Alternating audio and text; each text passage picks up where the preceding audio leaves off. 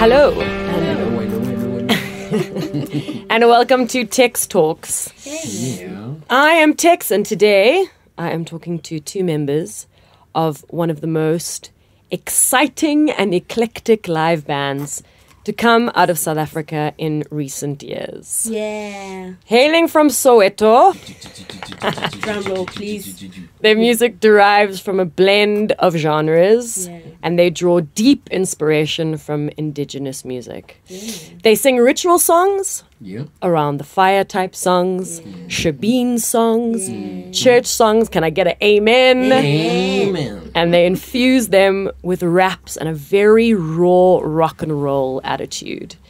Their music resonates strongly with a sense of spirituality, and perhaps most importantly, deals with the past, the present, and the future. Amen. And as they strive to rectify Western assumptions and shine a light on post-apartheid South Africa from a contemporary perspective. I am, of course, talking about the one and the only The one and the only. BCUC, which stands for people who don't know, Bantu Continua Uhuru Consciousness. Yeah. Woo, woo, woo, woo. How fascinating. I think we're the only band that actually kind of amps itself up. Boo, boo, boo, boo. But first, we need to mention our awesome studio sponsors for this season. STFD Studio, a world-class recording facility opened by local music specialists, Sit the Folk Down. Their services range from audio and post-production work to mixing and mastering and everything else audio-related.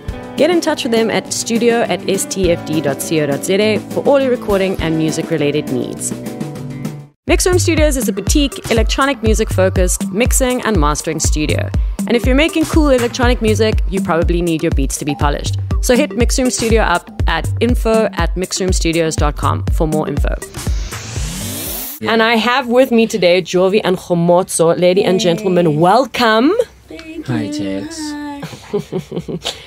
The reason we've positioned you so far away from me today is because I don't want to make you sick, as you can probably hear. But Okay, it's okay. Texx will talk come rain or come shine. Yeah. So thank you very much for being my guest today, despite the Thank you illness. for having us. Yeah. It's been a long time, so thank you for having us. Now, you know that me and everybody at Texx in the city are huge supporters of Yeah, you guys have been good to us. pretty much everything that you do. We're just obsessed with you. You Yeah. guys have been good to us. I like that. I mean, I remember one of my photographers was even at a festival that you headlined in 2017 in France, which I thought was crazy. Oh, yeah? Yeah, and she photographed it and she did a small review. Yeah. And I think that, like, as ambassadors, Yeah. because that's what you are. Oh, you know that, right? You're ambassadors culturally for South Africa. Okay. What do you think the most important truth about Soweto, your family, your culture, your heritage? What is it that you want the world to know and express through your music? I think, it's, okay, I'm going to be cheesy, but let's do it. I think this saying in South Africa, Ubuntu, and we live that, we are that. For the people, by the people. With the people. With the people. We are, that is our mission, that's who we are, that's how we are. So I think that's one thing that we can't even shake it off ourselves. We just, we're just cool people. And I think also Soweto is a very positive place. Yeah. It's a very positive place with all the challenges, with all the tiny bits of poverty here and there, for lack of a better word. But at the end of it all, it's just a positive place, and it's a town that's on the come up, and in time, I suspect Soweto is gonna be a very important place in the world. I think it already is an incredibly important place in the history of South Africa Yeah. in terms of how rich it is culturally. Yeah. But we were talking off air before we started recording, and I said I've been living now in Johannesburg for 1 year. Yeah. And Khomotso, you asked me, you Have you said, been? where have you been? And I said, yeah, I've been a few times. And then you were like, yeah, but I'm sure you've done the touristy stuff. And that is exactly what I've done. I have only done the touristy stuff. Yeah, you know, it's easy because I understand that it's easy, it's convenient, it's, you know, you don't have to pay no mind, you know, just to. But it also, it's got such a vibe. Like every township, every neighborhood is so like it's positive and it's vibrant and people are living there regardless of their situation or their circumstances. People there don't dwell on, you know, I'm poor. It's quite a positive, confident space. So I think, I mean, that's I think it's one of the only places where you will find a whiz kid walking and people greeting him as if they've seen him yesterday, and greet him as like, yo, Wiz, you know, not, oh my God, Wiz kid, you know, like you can walk in Soweto no matter who you are, no matter how super your stardom is, but we will make you feel normal because, like, I think Soweto never gets starstruck. No. Because Sowetans believe they're stars themselves.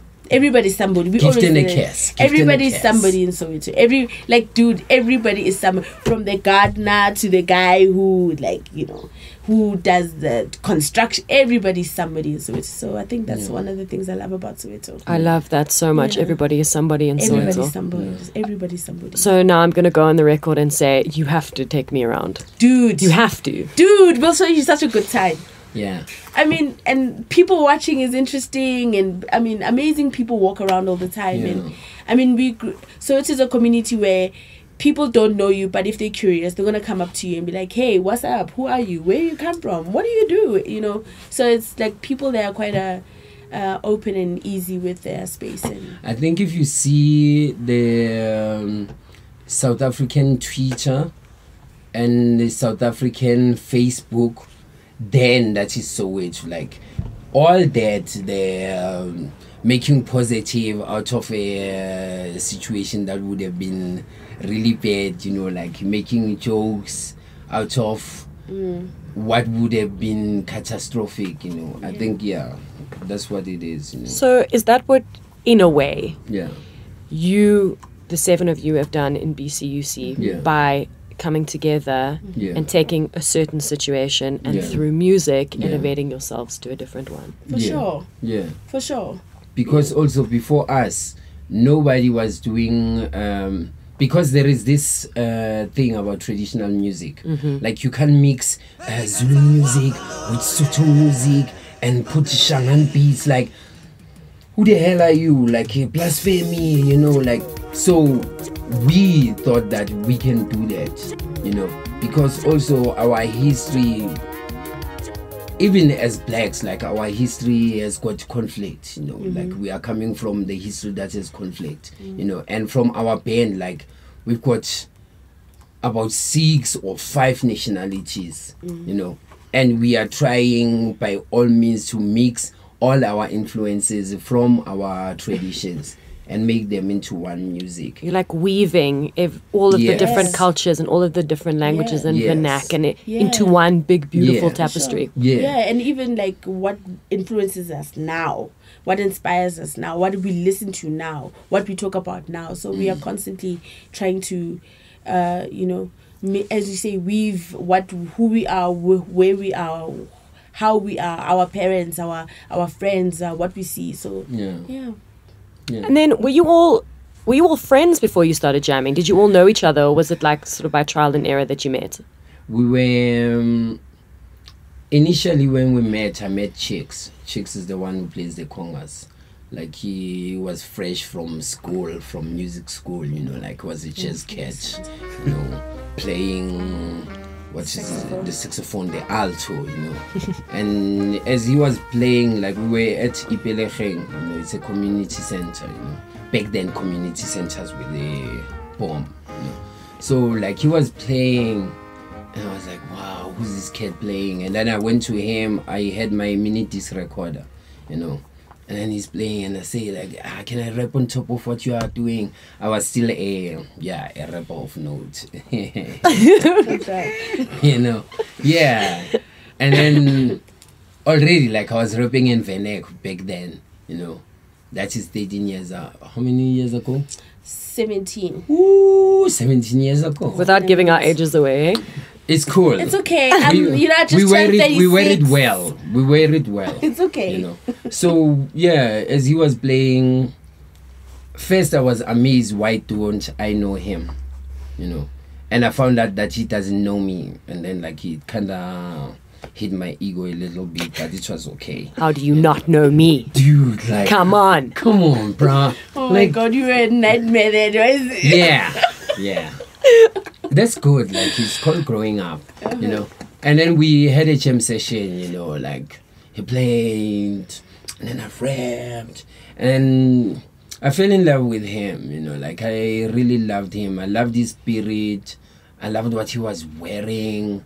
I loved how he was speaking, you know, like he sounded grounded, you know. he spoke to you. Yeah, you know, like he spoke to me, you know. And by then, like, I'm in a township where I feel like I'm the only one who feels like this. And then I meet a guy from 5 minutes away from my house driving.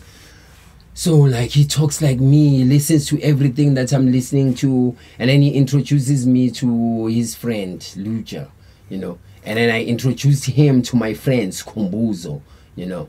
And then we're like, oh, okay, we need to jam, man. We need to jam. And then we met other kids. We went to jam at Togoza Park, you know. And then we said, like, invite whoever you think makes sense to what we're trying to do. Because from the day we met, we thought that we should start a band. You know, like, I met him and I felt like we should start a band, bruh, you know. And then he came with his soldiers, you know. I came with my soldiers. Unfortunately, the soldiers from my side fell off a lot, you know. Couldn't crack it. Yeah. Damn. Yeah, I think I'm from the township that is more gangster. So, like, it looked like, oh, there's no money in this thing. Jovi, what are you doing, bruh? You know. And he comes from the hood. You know, like, even in Soweto, there are affluent townships. Yeah. Inside Soweto, affluent, you know. Streets. So, like, he grew up speaking English and Afrikaans. We don't speak anything other than what we speak in the street. Okay. You know. So, I think I got attracted to the affluent life, you know. The la-da-da. Yeah, his father has got a car, you know, like, oh, dude, like, I'm getting in, you know. And he came with Hloni, like, he's even more bougie than everybody more bougie else. than everyone else, you know, like. I think Hloni is the bougiest, you know. And he speaks English every time. Back then, we used to God. to speak English. Okay. It used to be a thing. Because speaking English To each other. Yeah, Even to with each everybody, other. because it was English at the time, especially in the early 2000s. Well, we were like in the like late 90s, early 2000s. It was a sign of good education, okay. you know what I mean. It was. he's got a future. You know what I mean? It had that. Yeah. It had that to it, and I think we went through that stage in order to come out of that phase. Because after all, it's like, bruh, it's English. It's not that deep. You know what I mean? It's not that deep. Because even when we started, It really isn't. Because even when we started, we were playing neo soul, but from the street. You know, like from the struggle songs. You know. Okay. Like we would sing a struggle song, but sing it like D'Angelo. You know, like we raved and. A struggle song like D'Angelo. Dude. Oh yeah. I wish I'd been around to see that. Oh my It was God. kind of weird at the time. And then I showed up because I met Jovi. We were part of a learnership for events management, and I met him in a taxi, and I just decided, like, okay, I like this dude, he's gonna be my friend, and we became friends throughout the whole process. And then he's like, no, I got a band. I'm like, oh, I can't sing, you know, I just went to Pop Stars. And this like, no, I'm like, oh, you know. I was like, dude, on one. And then he's like, no, I've got a band, come through, hang out. I hung out with them, and it's the first, because I'm from my high school was all girls school, so I was quite of an introvert. So once I met them, it's like, oh my God, I lost my shit. I Could just look at all these boys. bruh, it was like I didn't know where to look, and at the time it's like there's like 10 boys, bruh. Texx, like there's 10 boys all looking. I've never seen guys who dress like that, look like that, spoke like that, were like that. It's just, and they just accepted me. I was like part of the crew, and it was so easy. It wasn't I didn't feel like, oh my God, I'm a girl. No, I was in, and they let me be in, So yeah, and you are lucky it was back when we were speaking English, because if you came with this English when we are speaking Zulu now, like you were going to fail. No, I was not. I would. What are you saying? What is that? That's not. They tease me all the time. Oh my God! All the time. So then, when did we evolve from like Struggle D'Angelo songs to new post-apartheid compositions where you start shedding what you have, I think it to start forming? I think we got where we are by frustration, because in the beginning when we started, we were playing for the people, by the people, with the people, and we assumed that people are gonna understand it and just buy into it like that, but instead, like almost everywhere we played, we were the weirdest band. And it's like we are the ones that sound like exactly from where we are from, but because we are playing with people who play like the Roots, the people who sound like, everyone sounded like some band from the US or some band from the UK, and we just sounded like a band from South Africa in a place that has no space for a band like South Africa, and I think also the thing that really made our journey to be a bit long was the choice of instruments. Oh yeah. Because we were playing, how we arrived to our instruments, it was budget. We all wanted to have the drum set, somebody on the keys, we wanted that, but what we had was just a drum and a guitar and a lot of shakers, and she comes from a family that has mapostol, they sing with, do you know what clap and tap is? No, please tell me. It's what that, like, you sing, basically it's like the beats a cappella, but like a cappella. Okay. The beat is the hand and the feet. So feet, that's the beat. That's why very resourceful. We should take you around. I cannot wait to go to a clap and tap, Joel. They are becoming rare and rare. Yeah, they're becoming rare and rare, because now, like, where we got this inspiration to even start that type of music now, like, is kind of dead or dying. Because we used to go on Sundays to watch the guys singing at the hostels.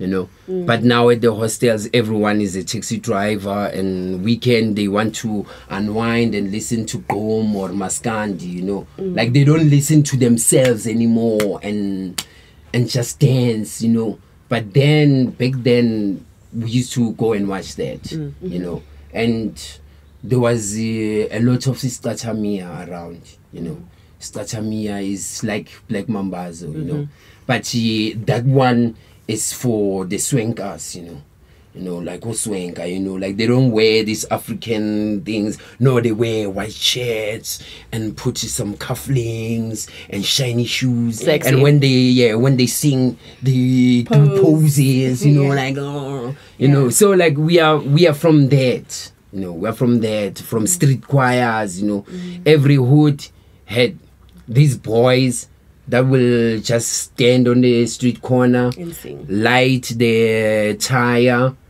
when it's cold, and just sing. Like, so we wanted to do that and put it on stage, And when we did that, everyone was Chill Squad, everyone was everyone that we know, And we got angry, we got pissed off. Yeah, we got a bit militant. We lost our minds. Yeah, we lost our minds, We got very militant and angry. Instead of dumbing it down, we took it straight tribal. Because it's like, you won't accept this, you don't like this, and we feel like we're dumbing it down. So like instead of dumbing it down, let's just do ourselves. And we never cared about being booked anymore. We just worked on the music. And if it sounds good to us, it's good enough. And isn't it ironic that being authentic to all of yourselves has gotten you where you are now? Yeah. Globally, not only in South Africa, because I feel like people started to pay attention to you once you started to do well overseas as well. Started to pay more attention to you back home. Yeah. So it's kind of like that age-old thing of, you what's that saying? Like, you're never a prophet in your own town. No. Yeah. You've got to go somewhere else to be appreciated. Yeah. And come back, and then you can really... Yeah. But now, I mean, listen, I've been to my fair share of BCUC shows. My fair share over the years. Nice. And one of the things that really stands out to me is your live show to everybody. How energetic you all are on stage, how you interact with one another, how one song can go on for 20 minutes and we're not exactly 100% sure if the one is over and the second one is begun and what is going on. How do you rehearse that? Initially how this whole sound is like, okay, cool, so we are home, we're not being booked, we're playing in spaces where people really don't want what we are talking about, what we are, they don't have time for that. So we get angry. So in our anger, we isolate ourselves, we rehearse more, we really get into the sound. And then we got an opportunity to go to Belgium in 2008. So we did that show. That show didn't really go well, but there's other things that we did around that big show that went well. So this big show didn't really go well because we were also, in front of an international audience. You're still doubting yourself. And you don't do what you said you're gonna do. You change your mind, and it's like, don't do that. So we went through that. In 2009, we get another chance to go to the Netherlands for like 3 months. So there, it's like, this is a jungle. Nobody knows us. Nobody cares for what we do. South Africa, they don't care. You know what I mean? Because now you are performing in festivals and stages where also the local musicians are trying to, come up to play, to gig, and then here you come, and you don't even have the decency to show up in garb to be like, I'm African. So they're like, you look, what? Why do and we're like, no. So now in 2009, from 2009 to 2012, 11, we're really working on the sound, and then the sound really it found us. And then like we ride on the train tracks. Like now the train is really moving, and we are getting more comfortable, and we don't mind the risk that we took anymore. Because before we would do a song and it was like 5 minutes and we'll cut it short and then move on to the next. But now with all these shows that we ended up doing, it's like it felt more easier to just go on and have a conversation, and then now we become more of ourselves, and we lose the anger now, because now this is music that we love, we believe in, we are self-assured, we know this, we like, when you know where you stand, that means you can't fall for anything, because you know where you stand. So we know where we stand, and then who you are. We write a couple of songs pick up, and then in 2012 we get an opportunity to play at like Chafpozi at the time. We play there, and this is basically everybody who's booked us in South Africa at that time is not working anymore, is not doing events or doing the music thing anymore. So now we get booked by somebody who just saw us online and thought we were interesting. We stay in Soweto, the venue is in Soweto.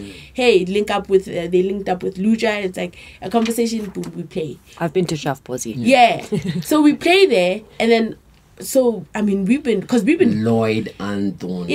So we've been working all this time, so we come there hot already. We are not nervous, we are not like, because we've done, at that time we did festivals that we didn't think of to be part of in South Africa. So we've already done festivals the size of Opi, but we never really played Opi before. So we play that, and then we get a good response, and Lloyd is like, wow guys, I believe in what you guys do.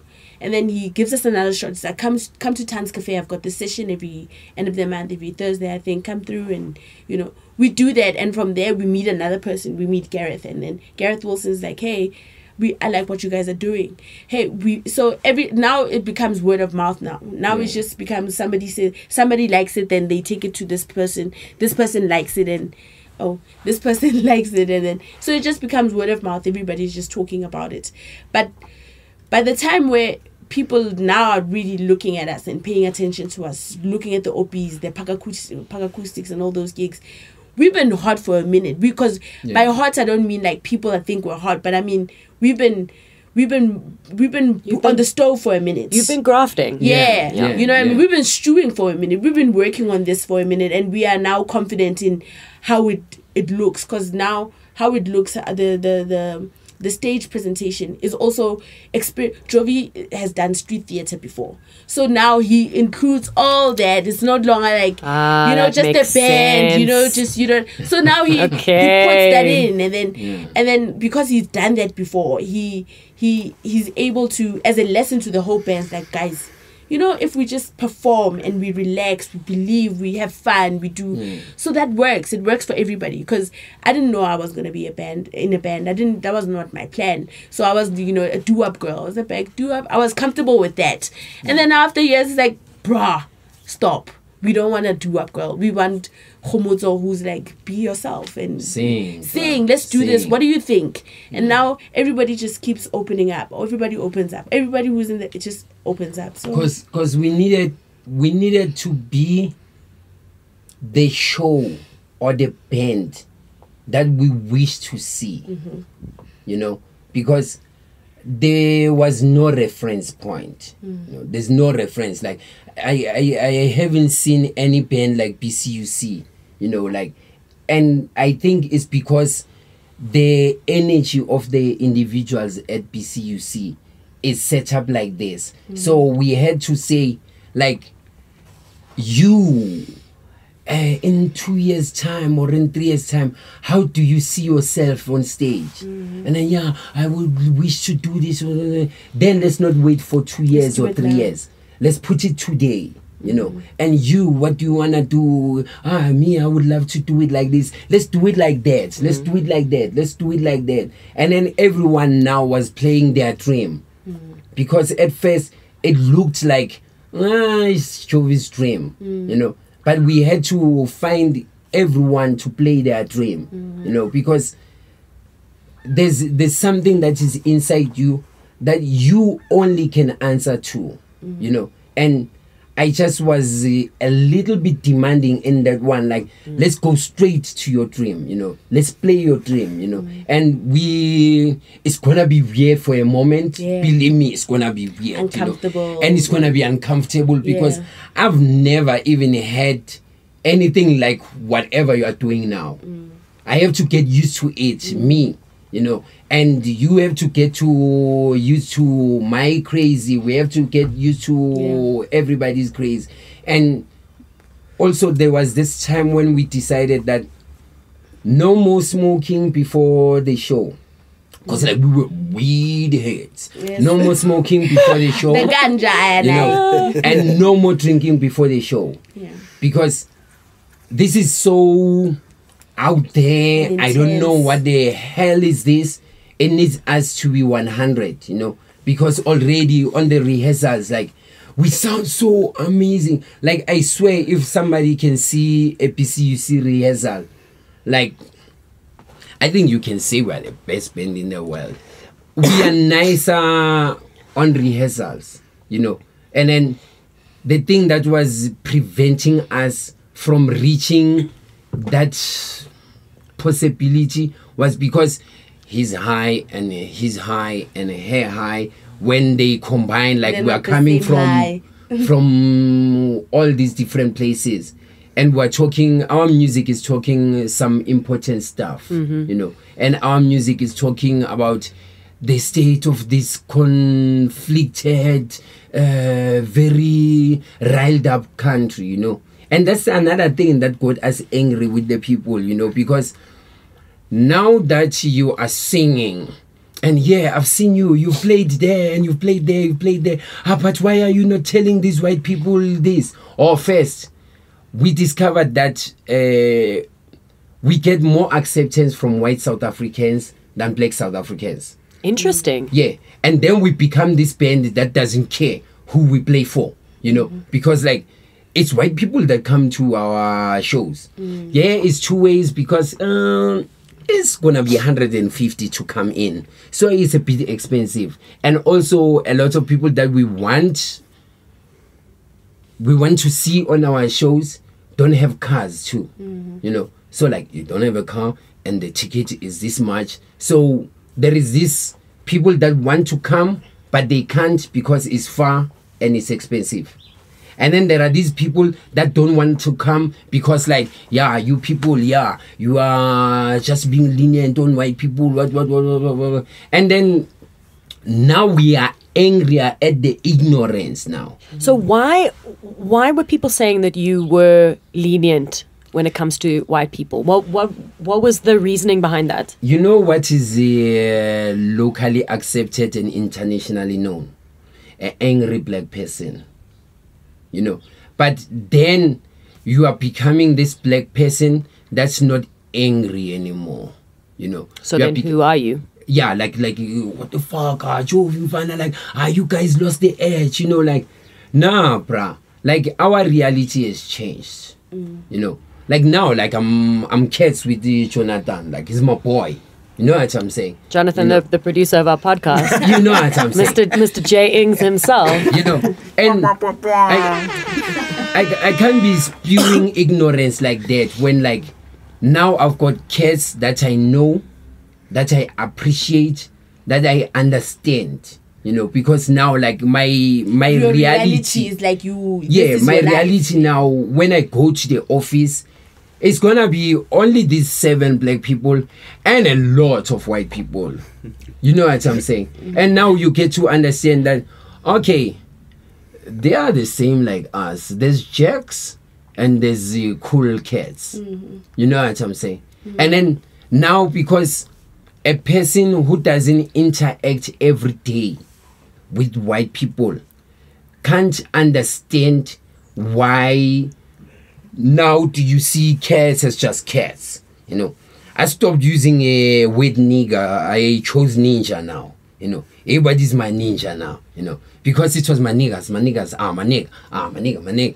But now, like, I'm not around niggas anymore a lot. I'm around ninjas now. I'm a ninja.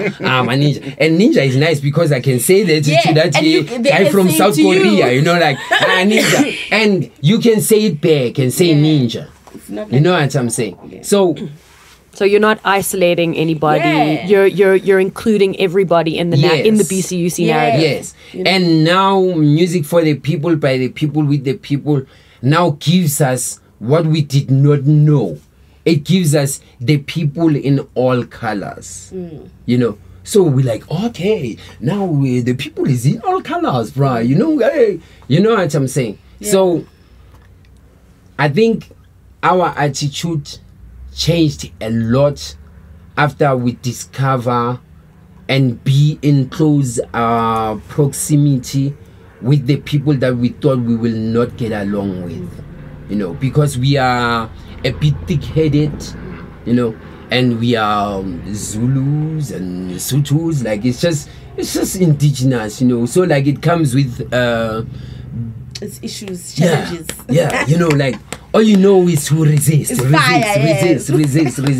And it's a good thing to resist. But life is not all resistance, you know.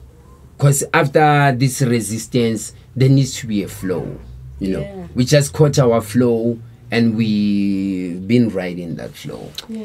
So now talk to me about Glastonbury, because last year you have a polished live show. Yeah. You know exactly who you are. Yeah. You're featured on CNN African Voices. Yeah. You're basically just slaying all over the globe, right? Yeah. And then you get announced for Glastonbury. Yeah. And I remember Texx in the City featured it. Yeah. And I mean, you're one of maybe 3 or 4 South African acts that can now cop to the fact that you've played Glastonbury, which is a huge honor, huge feat. Yeah. And it's nowhere. It's not featured anywhere in our mainstream media. Yeah. Which I think you actually retweeted or shared something that I posted. That and you were posted, like, I think all of us did. Yeah. And you were like, mainstream media Who cares? who cares? But also, they don't give a fuck, so we're going to do what we want to do. Yeah. Yeah. You know, because it's sometimes because as a band, we've always believed in DIYs. It's like, we've tried to get into the record companies and knock and be like, hey, but sometimes it's like, it's, you know, as a person, and you should know your own self-worth. Yeah. It's like, I can't be looking at you, staring and pleading into your eyes, like, please love me, love me, love me. And it's like, okay, cool, you don't love me, cool. I can't waste my time in trying to convince you, because you don't want to be convinced. Yeah. You only want, because mainstream media, and like especially here at home, it only works for us when they want, they need us for their purposes. It's never about what it can do for us. It's about what they need. Maybe they need, you know, like a nice insert of, you know, oh, they've done this, they've that, but they've never really internalized it and believed in that, or even we've never met a disc jockey who's like willing to play our stuff. Yeah, they'll pay for our stuff for that interview, for that slot, but they won't really just be on their roster. And that's cool. So we decided that, you know what, we believe in what we are doing, and and you know, the internet now is booming here at home. Now at home is no longer about, oh, I can't afford. Now we can afford little internet, and then you realize like all these people are really making big moves and having a life, a career, just because they focus on what they do and the niche that they're building, the following that they're building. So when Glastonbury was announced, I didn't even think they even told us that they were gonna. We just saw it online. We just bumped into it, and it's announced. And it's like, for us, it was our mission, our goal. It was our dream. You know, we've always, because even as we knew, like, not even knew, but we wanted it. I mean, I wanted Glastonbury before I even knew Opikopi what it was. Yeah. You know, I knew I wanted Glastonbury. Yeah. And then, I mean, I think also Woodstock at the time was also on the list, but Woodstock, I think, stopped. Yeah. So now we knew we wanted it, and we knew, like, because at the end of the... Now we want Coachella. Yes. And Afrochella and all those other amazing stuff. You know it'll happen though. We suspect. We suspect. Energy, good vibes, good vibes. Thing, like, a lot can happen now. Yeah, a lot can happen. Let me defend the mainstream media. I defend mainstream media in. It's not like our beautiful Texx in the City. You know, like, it's driven by a visionary. You know. Mainstream media needs to feed the masses. Yeah, it needs to feed what it needs to feed, you know. And there are things that needs to be there, you know. You can't be a square and try to infiltrate the circle. You know what I'm saying? So, like, I think for now we are not what the mainstream media wants. Yeah. You know, and I understand that and I accept that. It's just that for now. We will forever. Even forever. Okay. You know, like, it's okay. It's okay, because it's like my piano. It's like home. Like, these things have been around forever. Like, it's more than 10 years. I'm a piano West, man. Like, from the days of Muchava, like, my piano were already there. You know. So home has been there. We grew up hearing this in KZN. Like, it's been around, you know. It's the names that, you know, it became home. And then now, because it has a name, then it looks like it started when, you know. It was there before it was called home. It's just been popularized by one or two artists and a label. Yes, you know. So in our little corner, secretively, we know that there will be another genre that is going to be inspired by BCUC. Already now, like, if you listen to Soweto bands, like, man, like, I think I know about 6 BCUCs now. That's crazy. You know, that's good though. Yeah, no, that's good. Crazy in the best way possible. You know, so I know about 6 BCUCs now that don't call themselves BCUC, and I'm not trying to go and say, you're fighting, bruh, because also we are inspired by where we come from. You know, so, like, who the F are we to say that now you are BCUC, you know? Me and you, we know, like, this is another BCUC, you know. And also for us, to even think we can do stuff like that is because we've seen cats like Mahlatin and the Mahotela Queens like killing everything on sight, you know. We have seen like cats like Miriam Makeba killing everything on sight, you know. I know like maybe Mambazo will not be politically correct, but they've been killing everything, you know, they've been killing everything. So we just became this band that is willing to step into those big feet of these people that we've just mentioned, including Fela himself, you know, like including James Brown himself. Like we said, like we are going to be as big as them. Probably not by name, but by impact. You know, like we're gonna have the same impact, you know. And even if we can die maybe 15 years from now, it's okay, but the internet will remember us.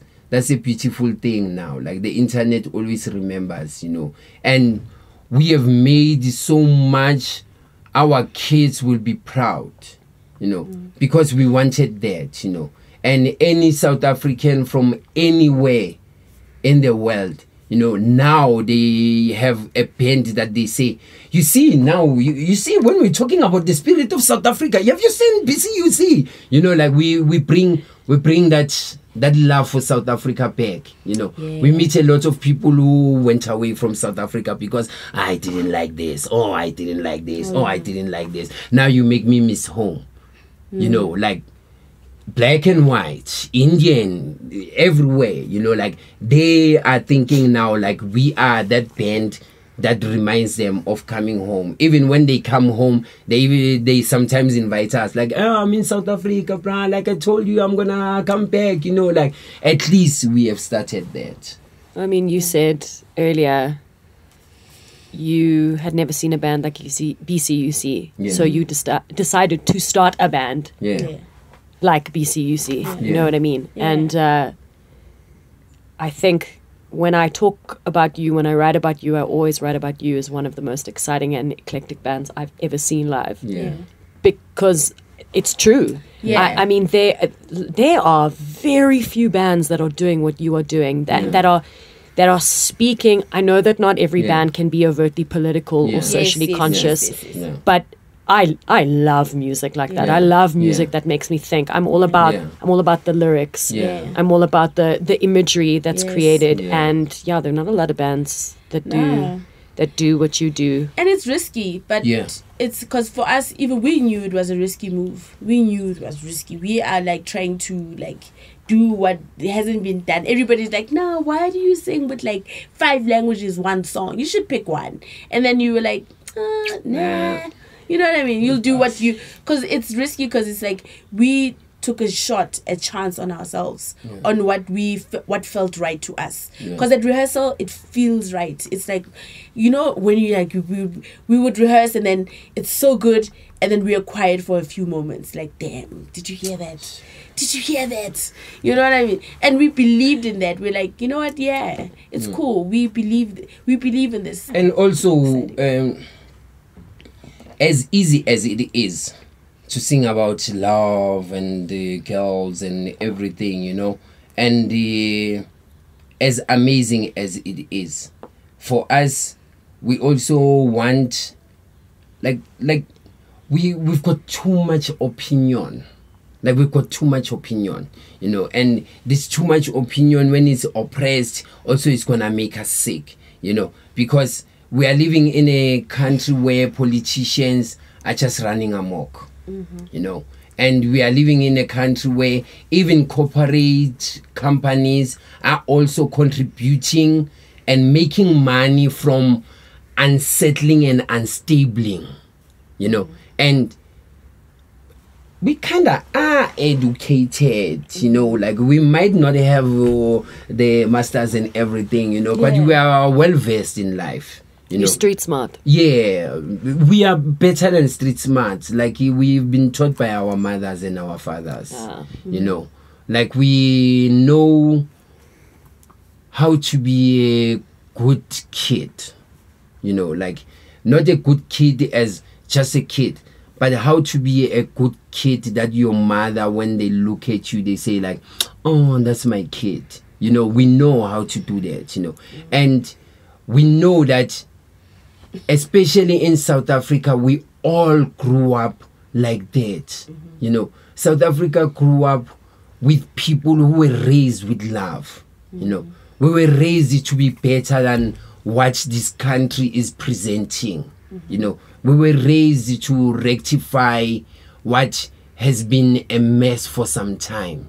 You know, others in the open, others they were getting little lessons on the side. You know, like, you should be a good person. We don't do this to other people. You know, say sorry to, you know, like, we are raised with that. You know, we're not raised with the mothers and fathers who say, what are you doing to my kid? You know, no, you know, like, we've got parents and our friends' parents who make sure that, like, we have to be accountable, you know, and that goes across races, you know, and then now you find out all these similarities, you know, and then it becomes a vehicle that is comfortable and big enough for our music, you know, and we will never change, you know, we will never change. We are a little bit uncomfortable. It's cool. Life is not very comfortable all the time. But at the end of the day, we don't incite. We don't incite conflict. We don't try to play on the nerves of the people. Instead, we always appease, you know. So is that why, with all of the success, both at home but mainly, mostly overseas, you keep coming home? Yeah. Because if I was you, I would have moved a long time ago. No, it was an option, but I think it was an option for a couple of years. But we felt like, you know, the soul of what we are doing, what our mission is, you have to replenish it and come home and live this life that you're trying to, you know. Because if we live in, you know, if we were to live in Europe, we would do different music. It would be an immigrant's kind of music, because now we are living in a foreign space, and you know, the roots of this music is where we are from, and it's important for us to keep coming back, replenish the soul, and so that you can, when we go and present this stuff to people on the international audience, we're talking about what we know. What is authentic to us. We're not trying to show similarities by inserting ourselves in their situation. No, we're saying this is our situation and this is your situation. But once we talk about it, it's the same situation. It's life. Yeah, it's the same thing. So what do we tell ourselves as human beings to get through it, to go to just be happier people, less bitter people? Because it goes back to our parents. It's easy for our parents, especially being in Soweto, to be bitter and like just to raise really nasty people because they've been so hurt. But no, they've raised load shedding 2 times a day. You know what I mean? It's easy to lose your shit and be bitter and be, you know, militant. But it's like you have to remind yourself, like, also people are going through that. We've driven to France and we've seen like towns that are dead. Like 2 people stay there.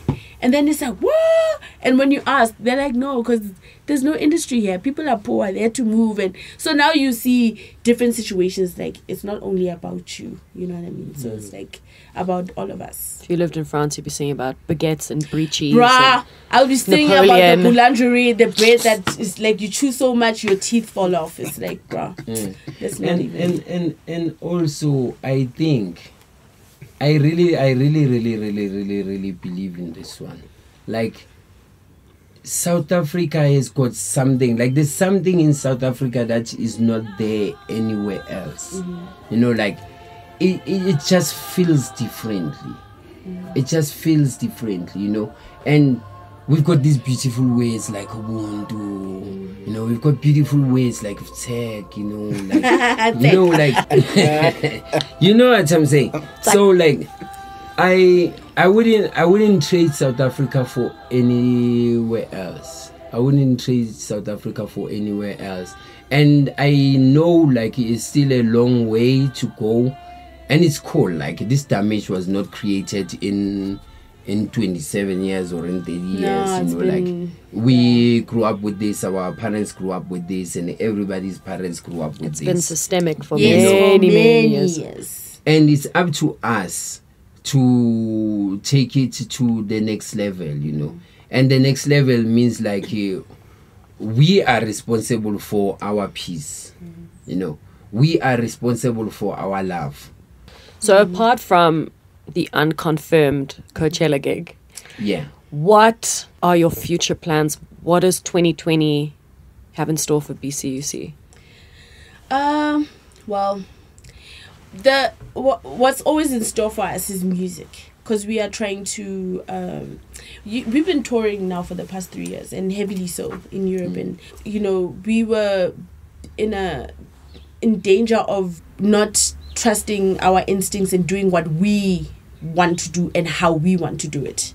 So I think 2020 is us just being like, you know, let's do what we do and just get into it.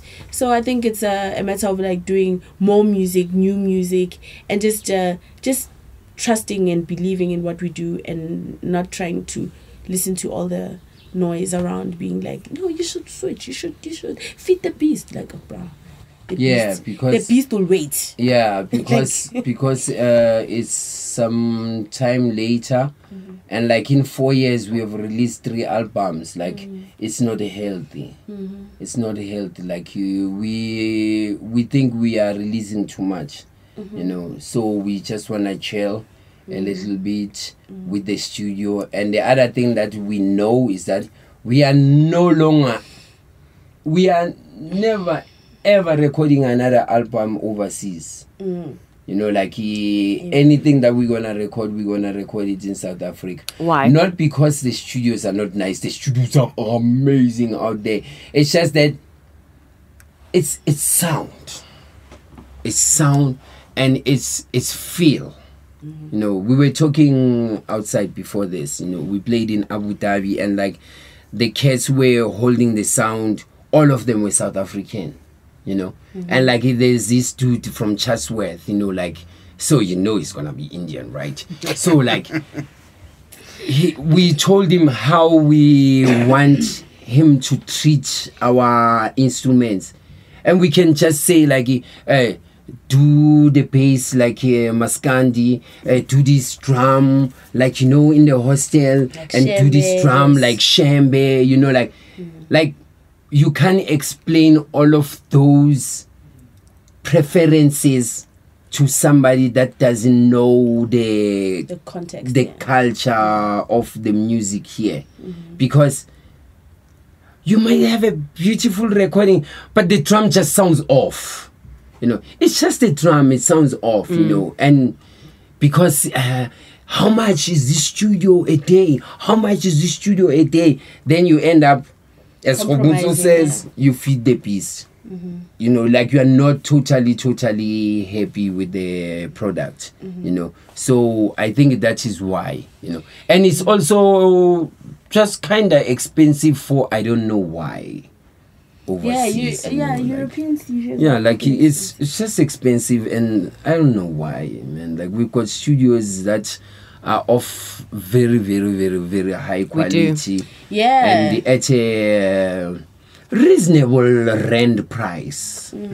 You know. But I think that it's very smart because it sticks to your core narrative of Yeah. whatever you do, bringing it home. Yeah. You know? So I think that's the plan this year, because it was easy, like, dude, like a few months ago, like now in November, it was easy to put pressure on ourselves, like just immense pressure to the point whereby we're not taking care of our own sanity. So now it's like, no. Yeah. And that's very important. Yeah. So also because we're trying to last, guys. We're trying to do this until we're like old, you know what I mean? Great. So yeah, so so we understand, like as a band, we understand it's gonna be a longer journey, but it's worth it to preserve ourselves, because, you know, we are the music. If we don't take care of ourselves, how can we take care of the music? Then we could just easily lose it, because, you know, Msebeti always says, if you arrive, you have to depart. So we're trying to, you know, chill at the airport just a bit longer. You know? So like we wanna take it easier this year, and there's change with the bookings. You know, like we are not handled in France anymore. We're handled in the UK. Yeah, the Texx in France is merciless. You know, like so. It's better to be handled by the images. Yeah. We suspect, but also it's because, you know, like everyone knows that you've been playing how many shows and what, and like we came here in my Astra, you know, like, and like I deserve a Mercedes Benz. No, that's what I'm saying. You know, dude, like for real, you know, guys. but like, for real, like because because we love this music, you know, and we're gonna die for this music. But also, it's our 9 to 5. Yeah. You know, like I don't think it's a bad thing to wish for having a race. Yeah, and also because now we are also at a point whereby as a band we are faced with hard facts. It's like, okay, cool, we've been doing this, it's been amazing. Yeah. Do you want to move on to the next thing, or do you want to stick and hold on to this? So now we are deciding we want to move on, we want to grow, we want to like challenge ourselves in another, you know, sphere. So I think that's what we're gonna do. I'm just gonna say thank you so much for coming through. I absolutely and utterly adore both of you, and please send my well wishes to the rest of the guys as well.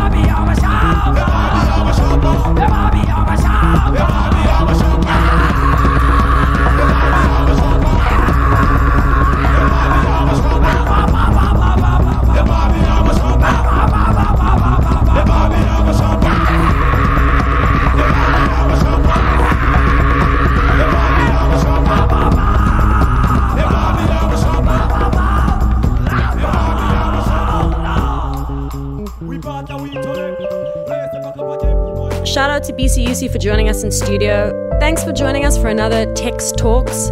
Check out texxinthecity.com for more episodes. Don't forget to subscribe to our podcast and listen to Texx Talks on all good streaming platforms.